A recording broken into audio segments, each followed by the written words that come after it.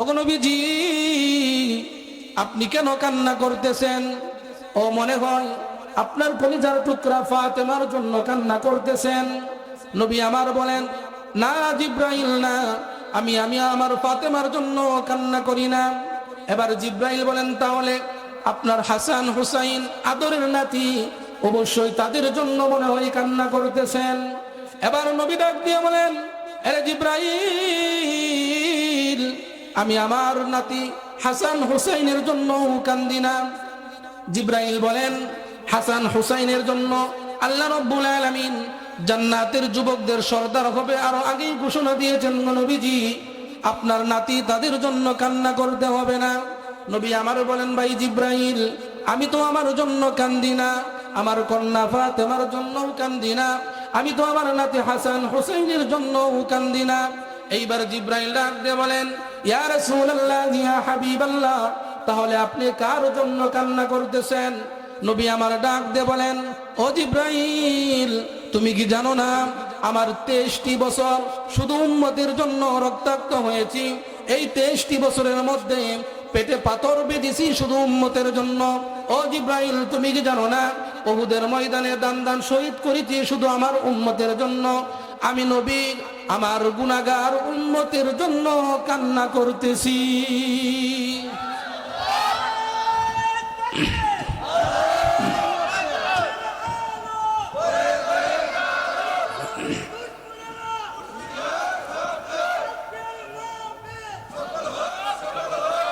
এই জন্যই আল্লাহ বলেন আল হাইয়ুল কাইয়ুম।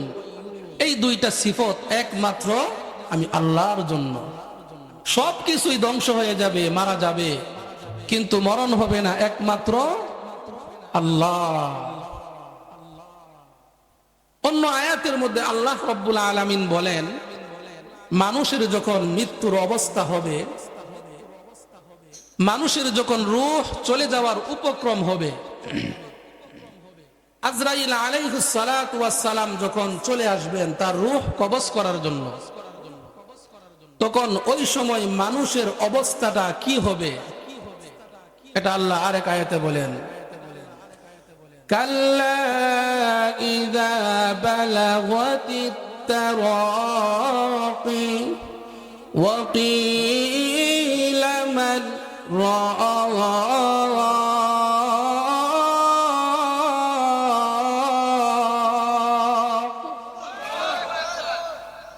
একটা মুমিনের রূহ যখন কবজ করতে আসে তখন কিল আর ফাইল এখানে লুকায়িত।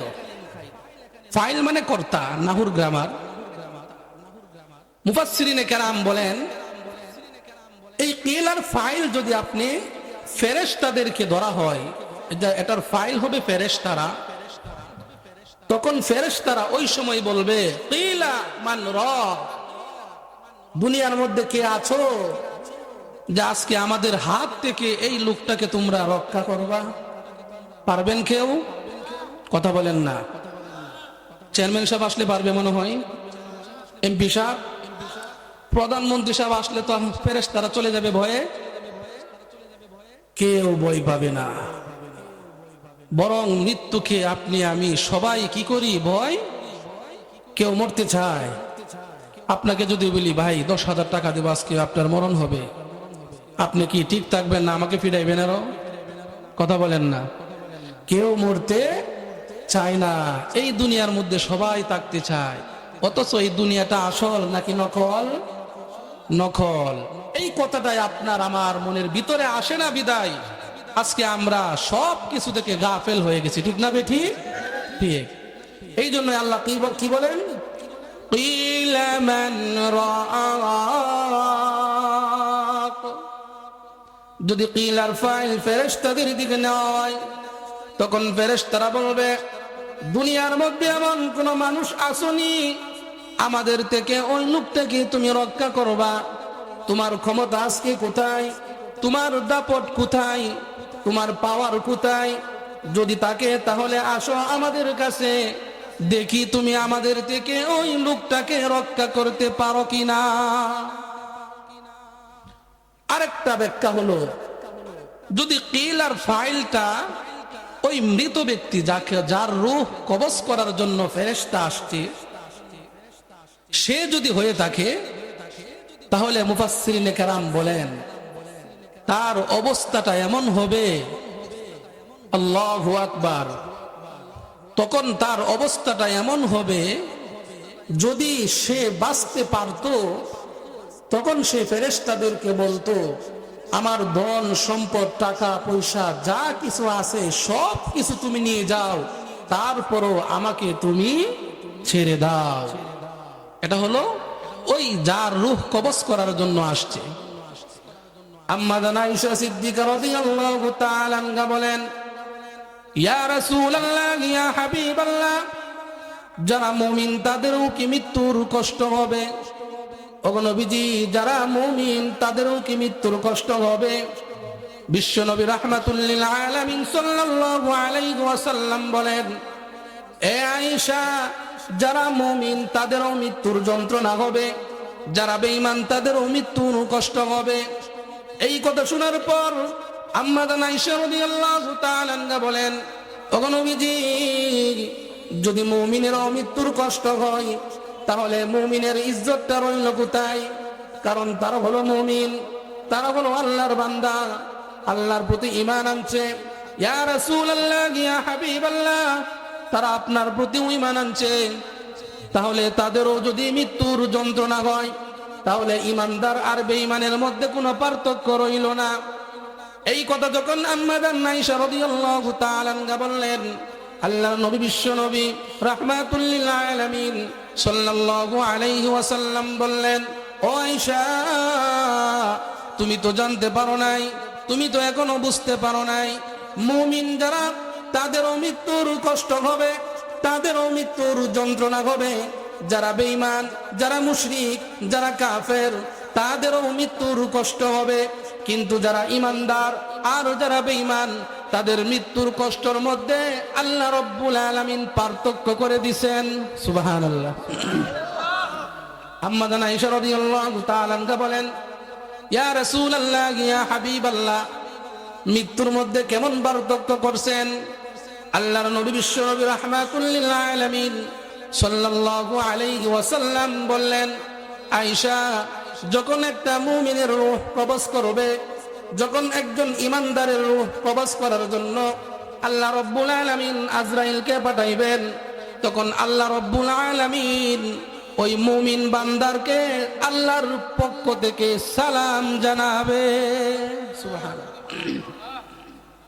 যারা মুমিন তাদেরকে রহমতের ফেরেশতারা এসে তার কানে কানে সালাম দিবে, বলবে কি, তোমাকে আল্লাহ সালাম জানাইছে।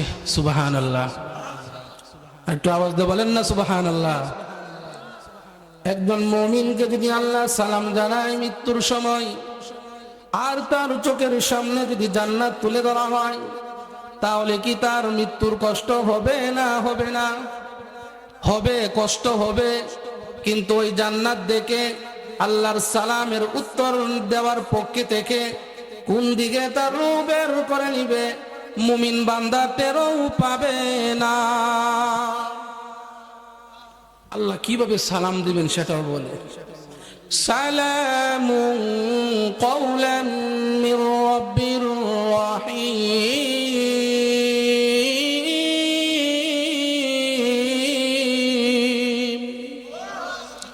বান্দা তুই আল্লাহর পক্ষ থেকে সালাম গ্রহণ কর। আম্মা জান আয়েশা রাদিয়াল্লাহু তাআলা আনহা যখন এই প্রশ্ন করলেন, নবী আমার বলেন, আয়েশা, যখন মুমিনের রূহ কবজ করা হবে, তখন আল্লাহ রাব্বুল আলামিন তাকে 500 রহমতের ফেরেশতা তার উপর নাজিল করবেন। সুবহানাল্লাহ। কয় শত ফেরেশতা? 500 রহমতের ফেরেশতা আসবে, আয়েশা তাকে চাপ দিয়ে ধরবে আর বলবে, আল্লাহ তোমাকে সালাম জানাইছে। তার কারণ হলো তুমি একজন ইমানদার বান্দা, তুমি একজন মুমিন বান্দা। তুমি দুনিয়ার মধ্যে থাকা অবস্থায় আল্লাহর হুকুম তুমি পালন করেছো, নবীজির সুন্নাত অনুযায়ী তুমি জীবন পরিচালনা করেছো। কোনো সময় তুমি বেলাইনে চলো নাই, কোনো সময় তুমি হারাম পথ অবলম্বন করো নাই। সব সময় তুমি আল্লাহর কোরআন রাসূলের হাদিস অনুযায়ী জীবন পরিচালনা করার জন্য চেষ্টা করছো। এই জন্য আল্লাহ রব্বুল আলামিন আকাশ থেকে আমাদের 500 রহমতের ফেরেশতা তোমার উপর নাজিল করছে। তার কারণ কি জানোনি? এই মুহূর্তে তোমার রূহ বের করা হবে, আর রূহ বের করার জন্য আজরাইল আলাইহিস সালাতু ওয়াস সালাম চলে আসছে। এমন একটা অবস্থা হয়ে গেল, যে মানুষের রূহ কবজ করা হয়, যার কাছে একবার আজরাইল আলাইহিস সালাতু ওয়াস সালাম আসে, সেই জানে মৃত্যুর কত বড় কষ্ট। ওই সময় রহমতের ফেরেশতারা ওই লোকটাকে বলবে, তোমার কোনো টেনশনের কারণ নাই, তোমার কোনো চিন্তার কারণ নাই। আমরা 500 ফেরেশতা, রহমতের ফেরেশতা আসছি তোমাকে নিয়ে যাওয়ার জন্য। আর একদল ফেরেশতাকে আল্লাহ রাব্বুল আলামিন আদেশ করবেন, আমার জান্নাতটা আমার ওই মুমিন বান্দার চোখের সামনে তুলে ধরবা। আমার বান্দা ওই জান্নাত দেখতে থাকবে, জান্নাতের নাজ নেয়ামত গুলো দেখতে থাকবে। যখন সে জান্নাতের মধ্যে লক্ষ্য করবে, হুর গেলমান গুলো তার জন্য অপেক্ষা করতেছে, শরবত নিয়ে বসে আছে, চেয়ার নিয়ে বসে আছে। আমার বান্দা যখন জান্নাতের দিকে লক্ষ্য করবে, আর ওই সময় আমার আজরাইল ওই ভিতর দিয়ে তার রূহ বের করে নিয়ে আসবে, আমার মুমিন বান্দা টেরও পাবে না। আর একটু জুড়ে বলেন না সুবহানাল্লাহ। আর যারা বেঈমান, যারা নাফরমান হবে, বিশ্বনবী রাহমাতুল লিল আলামিন সাল্লাল্লাহু আলাইহি ওয়াসাল্লাম বলেন, আয়েশা তুমি জেনে নাও, যখন কোন বেঈমানের রূহ কবজ করার জন্য আজরাইল আলাইহিস সালাতু ওয়াস সালাম তার কাছে যাবে, যাওয়ার পর তাকে এমন ভাবে চাপ দিয়ে ধরবে, ওই সময় মুফাসসিরিনে কেরাম তাফসীরের কিতাবের মধ্যে লেখেন, বিশ্বনবী রাহমাতুল লিল আলামিন সাল্লাল্লাহু আলাইহি ওয়াসাল্লাম বলেন, যখন কোন বেঈমান মুশরিক কাফেরের রূহ কবজ করার জন্য আজরাইল আলাইহিস সালাতু ওয়াস সালাম তাকে চাপ দিয়ে ধরে, ওই সময় তার এমন পানির পিপাসা সৃষ্টি হয়, নবী বলেন ওই সময় যদি পুরা পৃথিবীর সাগর, সমুদ্র, খাল, বিল, নদী নালার পানি তার মুখের মধ্যে ঢেলে দেওয়া হয়, তারপরও ওই ব্যক্তির পানির পিপাসা দূর হবে না। তাহলে মৃত্যুর কষ্ট কঠিন না অনেক বেশি? কথা বলেন না ভাই, অনেক বেশি। এই মৃত্যুর কষ্ট আপনার আমার হবে না? হবে না? হবে। কিন্তু যদি মুমিন হই তাহলে কম হবে না বেশি হবে? কমটা কেমন কম বুঝবো না বুঝবারই পারবো না? কথা বলেন না, বুঝতেই পারবো না। মুসলমান ভাইরা আমার, হযরত ঈসা আলাইহিস সালাতু ওয়াস সালাম আল্লাহর একজন পয়গম্বর। উনার উপাধি ছিল রূহুল্লাহ। উনি যদি কোনো কবরের পাশ দিয়ে যাইতেন, আর যদি গিয়ে বলতেন কুম বিইজনিল্লাহ, আল্লাহর হুকুমে উঠে যাও, সঙ্গে সঙ্গে কবর থেকে মানুষটা বের হয়ে আসতো। সুবহানাল্লাহ। ঠিক তেমনি ভাবে হযরত ঈসা আলাইহিস সালাতু ওয়াস সালাম একদিন রাস্তার পাশ দিয়ে যাচ্ছিলেন, হঠাৎ করে একটি কবর তার সামনে পড়ল। কবরের পাশে গিয়ে বলল কুম বিইজনিল্লাহ, সঙ্গে সঙ্গে একজন যুবক ওই কবর থেকে বের হয়ে আসলো। তখন হযরত ঈসা আলাইহিস সালাতু ওয়াস সালাম বললেন, মান আনতা ওয়া মা ইসমুকা, তুমি কে, তোমার নাম কি? ওই কবরের লোকটা এবার জবাব দেয়, আমার নাম হলো সাম, আমার পিতার নাম হলো হযরত নূহ আলাইহিস সালাতু ওয়াস সালাম। সুবহানাল্লাহ বলতেন না? কার ছেলে? কথা বলেন না, কার ছেলে? হযরতে নূহ আলাইহিস সালাতু ওয়াস সালামের সন্তান। তিনিও একজন পয়গম্বর, বাবাও একজন পয়গম্বর, ছেলেও একজন পয়গম্বর, হযরতে সাম আলাইহিস সালাতু ওয়াস সালাম। তখন হযরতে ঈসা আলাইহিস সালাতু ওয়াস সালাম এবং হযরতে সাম আলাইহিস সালাতু ওয়াস সালাম দুইজন মিলে অনেকক্ষণ কথা বললেন। কিতাবের মধ্যে লেখে, দীর্ঘক্ষণ কথা বলার পর ঈসা আলাইহিস সালাতু ওয়াস সালাম বললেন, ও ভাই ইসাম, তুমি যদি আবার দুনিয়ার মধ্যে থাকতে চাও, আমি আল্লাহ রব্বুল আলামিনের কাছে দোয়া করব, আল্লাহ রব্বুল আলামিন আবার তোমাকে দুনিয়াতে চলার জন্য, জীবন যাপন করার জন্য সুযোগ করে দিবেন। আর যদি কবরে যেতে চাও তাহলে তো ভালো কথা, তো চলে যাও। তখন সামা আলাইহিস সালাতু ওয়াস সালাম বললেন, ভাই ঈসা, দুনিয়ার মধ্যে যদি আমি আবার থাকতে চাই তাহলে কি আবার আজরাইল আলাইহিস সালাতু ওয়াস সালাম আমার রূহ কবজ করার জন্য আসবে নাকি? ঈসা আলাইহিস সালাতু ওয়াস সালাম বললেন, তোমার বাবাও একজন পয়গম্বর, তুমিও একজন পয়গম্বর, আজরাইলকে এত ভয় পাও কেন, কারণটা কি? হযরত সামা আলাইহিস সালাতু ওয়াস সালাম বললেন, ভাই ঈসা, আজরাইল তো এখনো তোমার সাথে দেখা করে নাই, এটা তুমি কিভাবে বুঝবা? ও ভাই ঈসা, আজ থেকে 4000 বছর পূর্বে আমি সামের রূহ কবজ করা হয়েছিল, এখনো পর্যন্ত আমি সাম আলাইহিস সালাতু ওয়াস সালাম কবরের মধ্যে শুয়ে শুয়ে মৃত্যুর কষ্টটা উপভোগ করি। সুবহানাল্লাহ। আরেকটু আস্তে করেন সুবহানাল্লাহ। তাহলে একজন পয়গম্বর যদি এই কথাটা বলে যে উনারও মৃত্যুর কষ্ট হয়েছিল, তাহলে আপনার আমার অবস্থাটা কেমন হবে ভাই, বুঝতে পারছেন নি? কথা বলেন না, বুঝছেন নি? আল্লাহর নবী, বিশ্ব নবী রাহমাতুল লিল আলামিন বলেন, ইন্না লিল মাউতি সাকারাত, নিশ্চয় মৃত্যুর যন্ত্রণা অনেক কঠিন, অনেক কঠিন। আল্লাহর পয়গম্বর হযরত মূসা আলাইহিস সালাতু ওয়াস সালাম, তিনি কেমন নবী ছিলেন? কালিমুল্লাহ, যিনি নাকি আল্লাহর সঙ্গে সরাসরি কথা বলতেন।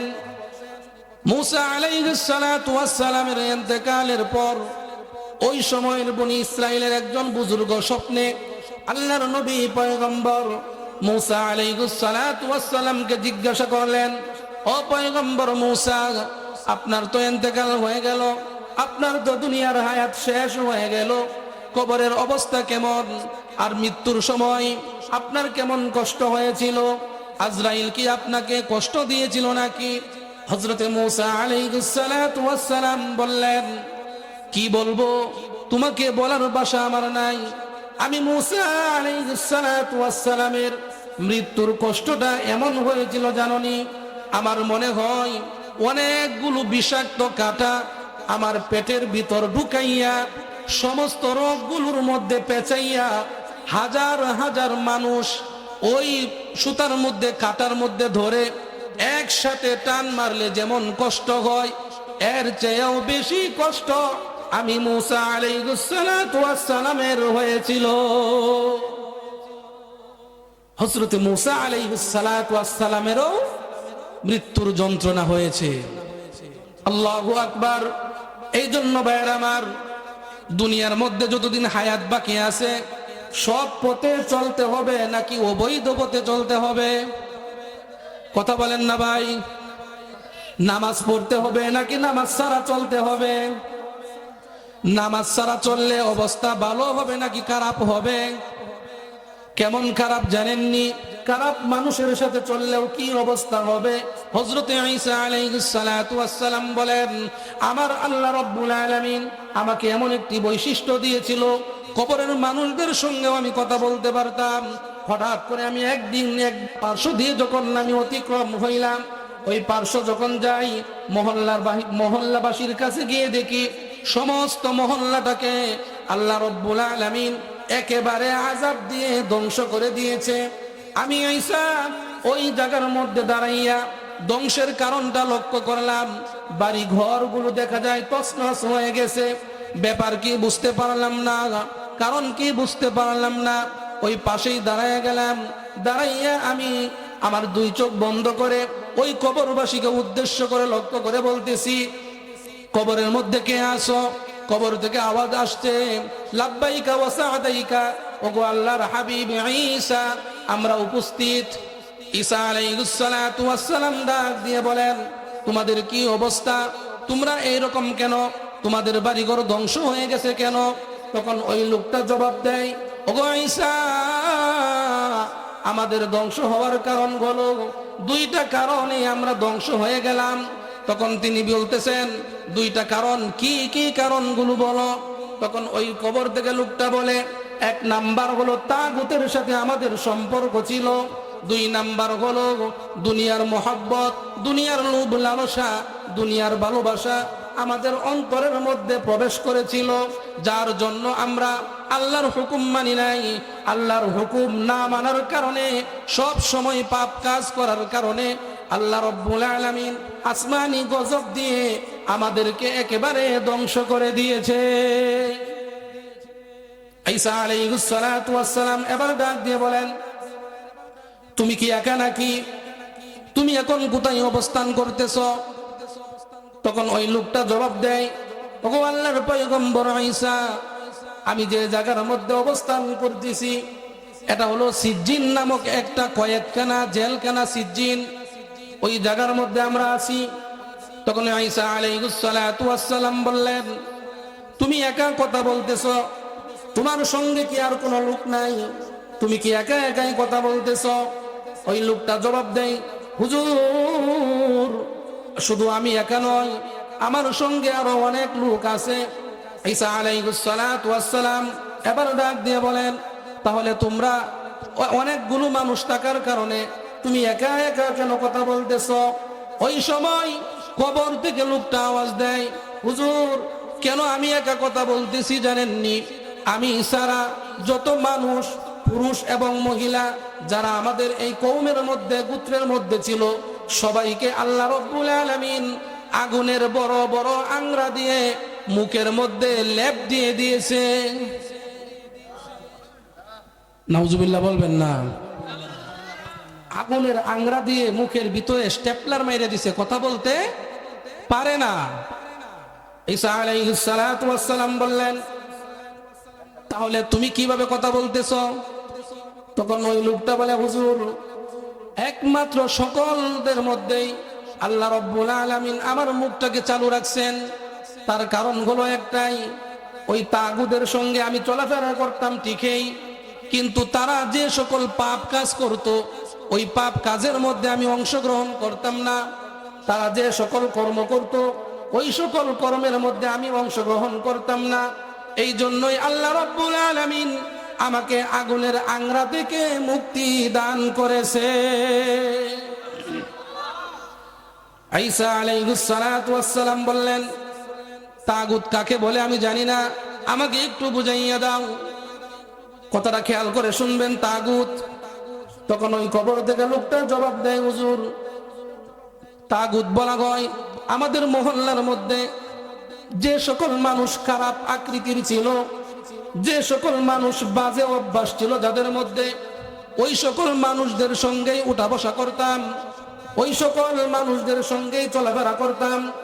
এই জন্যই ওদেরকে বলা হয় তাগুত।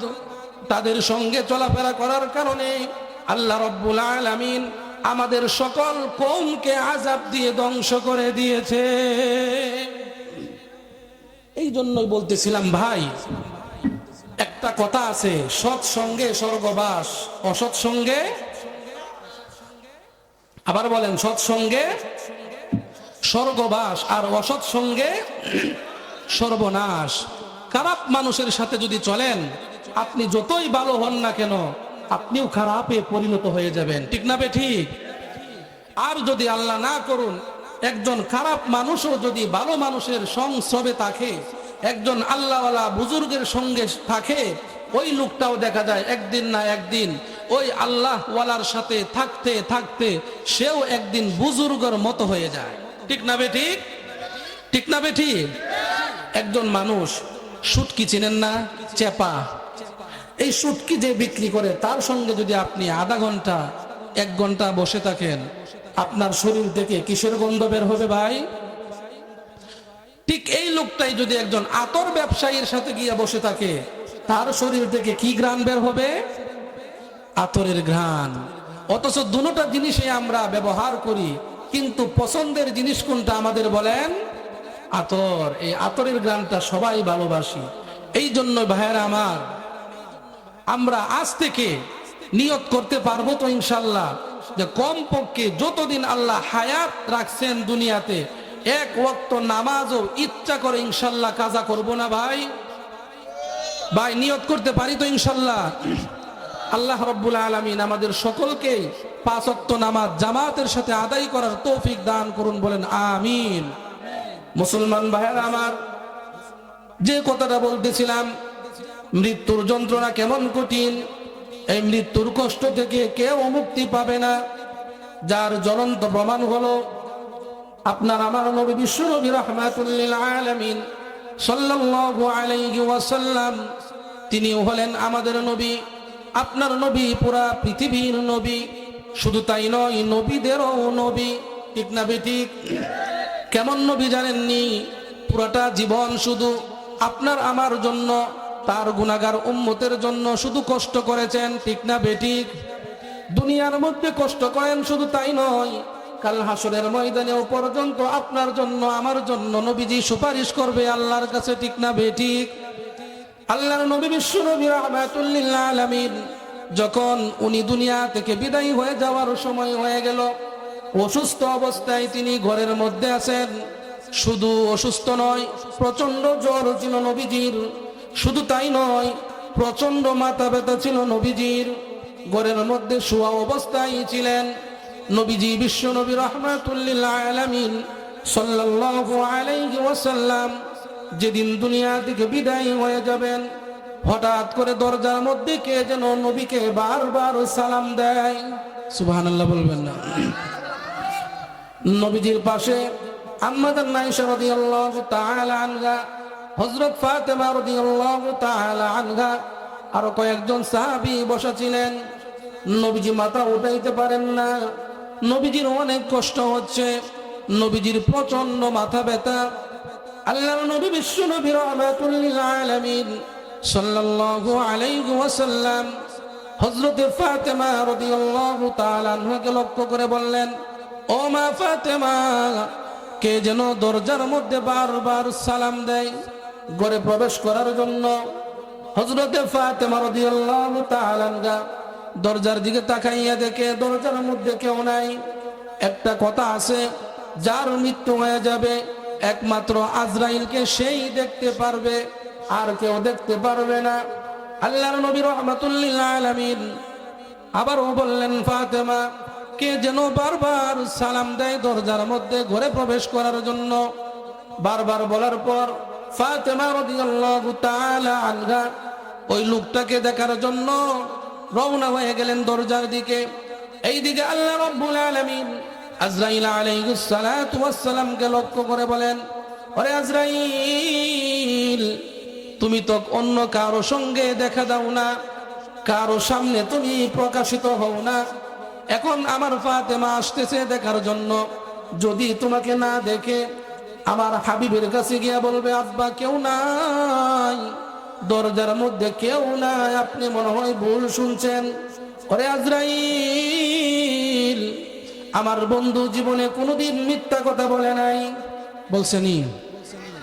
নবী কোনোদিন মিথ্যা কথা বলছিল? আমার হাবিব জীবনে কোনোদিন মিথ্যা কথা বলে নাই, ভুলেও বলে নাই, ইচ্ছাকৃত ভাবেও বলে নাই। তুমি যদি এবার না দেখা দাও, ফাতেমা গিয়ে বলবে, আব্বা দরজার মধ্যে কেউ নাই, আমার বন্ধু মিথ্যাবাদী হয়ে যাবে। ওরে আজরাইল, তুমি তোমার আসল রূপ নিয়ে প্রকাশিত হয়ে যাও। সুবহানাল্লাহ। হযরতে ফাতেমা রাদিয়াল্লাহু তাআলা আনহা বলেন, আমি যখন পর্দাটা সরাইলাম দরজার, সরাইয়া দেখি পা দুটি জমিনের মধ্যে আর মাথাটা হলো আকাশের মধ্যে, দুইটা চোখ হলো একেবারে জ্বলন্ত আগুন বের হইতেছে। আমি ভয় পেয়ে গেলাম, ভয় পেয়ে আমি দৌড় দিয়ে চলে আসলাম। আয়েশা বলতেছি, আব্বা এমন প্রকৃতির মানুষ মক্কা মদিনায় আমি কোনোদিন জীবনেও দেখি নাই। পা দুটি জমিনের মধ্যে, মাথাটা আকাশের মধ্যে গো আব্বা, দুইটা চোখ দিয়ে যেন আগুন বের হইতেছে। আল্লাহর নবী বিশ্ব নবী রাহমাতুল লিল আলামিন বলেন, এ ফাতেমা, এটা মক্কা মদিনার কেউ না, এটা হলে হাযা মালাকুল মউত। এই কথা যখন নবীজি বললেন, ফাতেমা রাদিয়াল্লাহু তাআলা আনহা নবীকে বলতেছেন, আব্বা গো, যদি হাযা মালাকুল মউত, যদি সে আজরাইল হয়ে থাকে, তাহলে এই মুহূর্তে আপনার কাছে কেন আসছে আমার বুঝার বাকি নাই। আমার জানার বাকি নাই গো আব্বা, নিশ্চয়ই আপনাকে নেওয়ার জন্য আসছে গো বাবা। না না না, আমি ফাতেমা আপনাকে নেওয়ার জন্য দিব না, আজরাইলকে আমার ঘরের মধ্যে প্রবেশ করার জন্য দিব না। এইবার নবী আমার ডাক দিয়ে বলেন, এ ফাতেমা, আজরাইল কারো ঘরে প্রবেশ করার জন্য অনুমতি লাগে না, এটা হলো তোমার বাবার সম্মান। সুবহানাল্লাহ। এটা হলো তোমার বাবার সম্মান, তোমার বাবার সম্মান আল্লাহ দিয়েছেন। সুতরাং তুমি যদি আজরাইল আলাইহিস সালাতু ওয়াস সালামকে অনুমতি নাও দাও, তারপরেও কিন্তু সে প্রবেশ করার অনুমতি আল্লাহর পক্ষ থেকে নিয়ে এসেছে। এ ফাতেমা, অনুমতি দিয়ে দাও, ঘরে প্রবেশ করার জন্য অনুমতি দিয়ে দাও। আজরাইলকে অনুমতি দেওয়া হলো। আজরাইল আলাইহিস সালাতু ওয়াস সালাম নবীজির পাশে এসে বসলেন। বসার পর বলতেছেন, আসসালাতু ওয়াসসালামু আলাইকা ইয়া রাসূলুল্লাহ, আসসালাতু ওয়াসসালামু আলাইকা ইয়া হাবিবাল্লাহ। ওগো আল্লাহর নবী, আল্লাহ রাব্বুল আলামিন আমাকে পাঠাইছেন, আপনি যদি যেতে চান আপনাকে নিয়ে যাব, আর যদি থাকতে চান আল্লাহ রাব্বুল আলামিন হায়াত আরো বাড়াইয়া দিবে। এখন কোনটা করবেন? এই কথা শোনার পর আপনার আমার নবী রাহমাতুল লিল আলামিন সাল্লাল্লাহু আলাইহি ওয়াসাল্লাম বললেন, যাব কি যাব না এখন বলবো না, হাত্তা ইয়াতিয়ানি জিবরাইল। সুবহানাল্লাহ বলেন না, হাত্তা ইয়াতিয়ানি জিবরাইল। নবী বললেন, আজরাইল আমি যাব কি যাব না এখন বলবো না, তুমি আজরাইল অপেক্ষা করো, জিবরাইল আসার আগ পর্যন্ত তুমি অপেক্ষা করো। সুবহানাল্লাহ বলবেন না। আপনার আমার নবী সারা এই পর্যন্ত হযরতে আদম থেকে নিয়ে যত নবী রাসূল গৌস কুতুব পীর মাশায়েখ উলামায়ে কেরাম যা আছে না কিছু, আজরাইলকে কেউ বসায় রাখতে পারছে? এরকম ইতিহাস আছে ভাই? কথা বলেন না, আছে? কিন্তু আপনার আমার নবী আজরাইলকে কি বলছেন? অপেক্ষা করো, হাত্তা ইয়াতিয়ানি জিবরাইল, জিবরাইল আসার আগ পর্যন্ত তুমি অপেক্ষা করো। কিছুক্ষণ পরেই জিবরাইল আলাইহিস সালাতু ওয়াস সালাম এসে উপস্থিত হয়ে গেলেন। নবীকে সালাম দিলেন, ওগো নবীজি আপনি আমাকে স্মরণ করলেন। নবী আমার বলেন, ভাই জিবরাইল, আজরাইল আসছে। আসার পর বলতেছে, যদি যেতে চাই নিয়ে যাবে, যদি থাকতে চাই তাহলে আল্লাহ রাব্বুল আলামিন আমার হায়াতের মধ্যে বরকত দিবে। এখন কোনটা করব তুমি ফয়সালা দাও। জিবরাইল আলাইহিস সালাতু ওয়াস সালাম নবীকে থাকার কথাও বললেন না, চলে যান সেটাও বললেন না। হযরতে জিবরাইল আলাইহিস সালাতু ওয়াস সালাম শুধু একটি আয়াতে কারিমা তেলাওয়াত করে শোনায়া দিলেন, ইন্নাকা মাইয়িতু ওয়া ইন্নাহুম মাইয়িতুন। এই আয়াতটা শুধু জিবরাইল আলাইহিস সালাতু ওয়াস সালাম তেলাওয়াত করলেন। নবীজি বুঝে ফেললেন চলে যাবার সময় হয়ে গেল, আর তাকা যাবে না। নবীজি কান্না শুরু করে দিলেন, নবীজির চোখ দিয়ে পানি পড়া শুরু করে দিল। এইবার জিবরাইল আলাইহিস সালাতু ওয়াস সালাম ডাক দিয়ে বলেন, ওগো নবীজি আপনি কেন কান্না করতেছেন? দুনিয়ার নাজ নিয়ামতের চাইতে পরকালের নাজ নিয়ামত আল্লাহ রাব্বুল আলামিন আপনার জন্য আরো বেশি সৃষ্টি করে রাখছেন। সুবহানাল্লাহ। ইয়া রাসূলুল্লাহ, ইয়া হাবিবাল্লাহ, দুনিয়ার সুখ শান্তির চাইতে পরকালের সুখ শান্তি আল্লাহ রাব্বুল আলামিন আপনার জন্য অনেক অনেক বৃদ্ধি করে রাখছেন। ওগো নবীজি আপনি কেন কান্না করতেছেন? ও মনে হয় আপনার কলিজার টুকরা ফাতেমার জন্য কান্না করতেছেন। নবী আমার বলেন, না জিবরাইল না, আমি আমার ফাতেমার জন্য কান্না করি না। এবার জিবরাইল বলেন, তাহলে আপনার হাসান হুসাইন আদরের নাতি, অবশ্যই তাদের জন্য মনে হয় কান্না করতেছেন। এবার নবী ডাক দিয়ে বলেন, আরে জিবরাইল, আমি আমার নাতি হাসান হুসাইনের জন্য কান্দি না। জিবরাইল বলেন, হাসান হুসাইনের জন্য আল্লাহ রাব্বুল আলামিন জান্নাতের যুবকদের সর্দার হবে আরো আগেই ঘোষণা দিয়েছেন। নবীজি আপনার নাতি তাদের জন্য কান্না করতে হবে না। নবী আমার বলেন, ভাই জিবরাইল, আমি তো আমার জন্য কান্দি না, আমার কন্যা ফাতেমার জন্যও কান্দি না, আমি তো আমার নাতি হাসান হুসাইনের জন্যও কান্দি না। এইবার জিব্রাইল ডাক দিয়ে বলেন, ইয়া রাসূলুল্লাহ, ইয়া হাবিবাল্লাহ, তাহলে আপনি কার জন্য কান্না করতেছেন? নবী আমার ডাক দিয়ে বলেন, ও জিব্রাইল, তুমি কি জানো না আমার 23টি বছর শুধু উম্মতের জন্য রক্তাক্ত হয়েছি। এই 23টি বছরের মধ্যে পেটে পাথর বেঁধেছি শুধু উম্মতের জন্য। ও জিব্রাইল, তুমি কি জানো না উহুদের ময়দানে দান শহীদ করেছি শুধু আমার উম্মতের জন্য। আমি নবী আমার গুনাহগার উম্মতের জন্য কান্না করতেছি।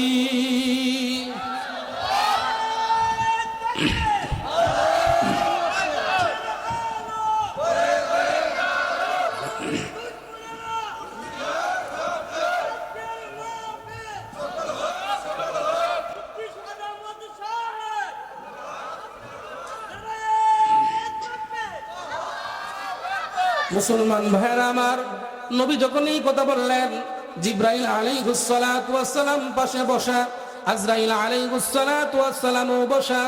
নবীজি কান্না করতেছেন, নবীজির দুই চোখ দিয়ে পানি পড়ে বালিশ ভিজে যাইতেছে। আল্লাহ রাব্বুল আলামিন এবার ডাক দিয়ে বলেন, ও জিব্রাইল, আমার বন্ধুকে বলো কান্না থামানোর জন্য। আমার বন্ধু সারাটা জীবন শুধু কান্না করেছে তার উম্মতের জন্য। এই মৃত্যুর সময় আমার নবীর কান্না আমি আর সইতে পারতেছি না। আমার বন্ধু কেন কান্না করে জানোনি? জিব্রাইল আলাইহিস সালাতু ওয়াস সালামকে এই কথা বললেন। জিব্রাইল আলাইহিস সালাতু ওয়াস সালাম নবীকে বললেন, ইয়া রাসূলুল্লাহ, ইয়া হাবিবাল্লাহ, আপনার গুনাহগার উম্মতের চিন্তা আপনার করতে হবে না। তার কারণ হলো আপনি না থাকা অবস্থায় আল্লাহ রাব্বুল আলামিন একজন ফেরেশতা নির্ধারণ করে রেখেছেন। সারা পৃথিবীর মধ্যে যতগুলো মানুষ সৃষ্টি আছে, আল্লাহ রাব্বুল আলামিন ওই ফেরেশতার শরীরের মধ্যে এতগুলো কান দিয়েছে। পৃথিবীর যে কোনো প্রান্ত থেকে, যে কোনো দেশ থেকে, যে কোনো জায়গা থেকে আপনার কোনো গুনাহগার উম্মত যদি আপনার উপর দুরূদ শরীফ পাঠ করে, ওই ফেরেশতা ওই আপনার উম্মতের নাম, উম্মতের বাবার নাম, উম্মতের দাদার নাম, তার 14 গোষ্ঠীর নাম সহ ওই দুরূদ শরীফ আপনার রওজা মুবারকের মধ্যে পৌঁছায়া দিবে। নবী আমার বলেন, জিব্রাইল, আমি তো এই জন্য কান্দি না, আমার উম্মত ভালো থাকবে এটা আমার কান্নার ব্যথা নাই, এটা আমার মনের দুঃখ নাই। কিন্তু আমার দুঃখ হলো আল্লাহ রাব্বুল আলামিন আমাকে আরো আগে জানাই দিয়েছেন, মা কানাল্লাহু লিউআযিবাহুম ওয়া আনতা ফীহিম। ওগো নবীজি, আপনি যেখানে আছেন গো, আপনি যে জায়গায় থাকবেন গো, ওই উম্মতকে আমি আল্লাহ রাব্বুল আলামিন আসমানি আযাব দিয়ে, জমিনের আযাব দিয়ে একসাথে কোনোদিন ধ্বংস করব না। ইয়া রাসূলুল্লাহ, ইয়া হাবিবাল্লাহ, এই জন্য বুঝি আপনি কান্না করতেছেন আপনার গুনাহগার উম্মতের জন্য? নবী বলেন, হ্যাঁ জিব্রাইল, এই জন্যই আমি কান্না করতেছি।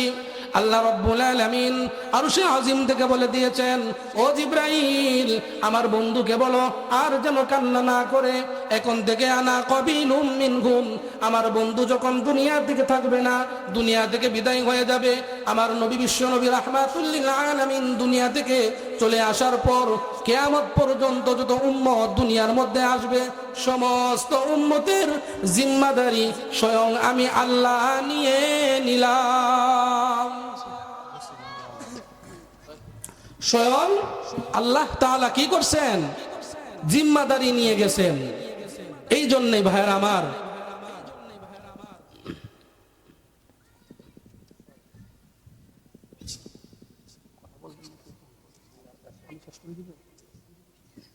এই জন্য ভাইয়ের আমার বলতেছিলাম, নবীজি শেষ মুহূর্তেও উম্মতের জন্য কি করছেন? কথা বলেন না, কান্না করছেন। আপনার সুখের জন্য নাকি নবীজির সুখের জন্য? আপনার আমার শান্তির জন্য। শুধু তাই নয়, এই কথা যখন শেষ হয়ে গেল তখন নবীজি বললেন, আমার মনে আর কোনো দুঃখ নাই। তখন আজরাইল আলাইহিস সালাতু ওয়াস সালামকে বললেন, আজরাইল, তুমি আবার আমার রূহটা কবজ করো।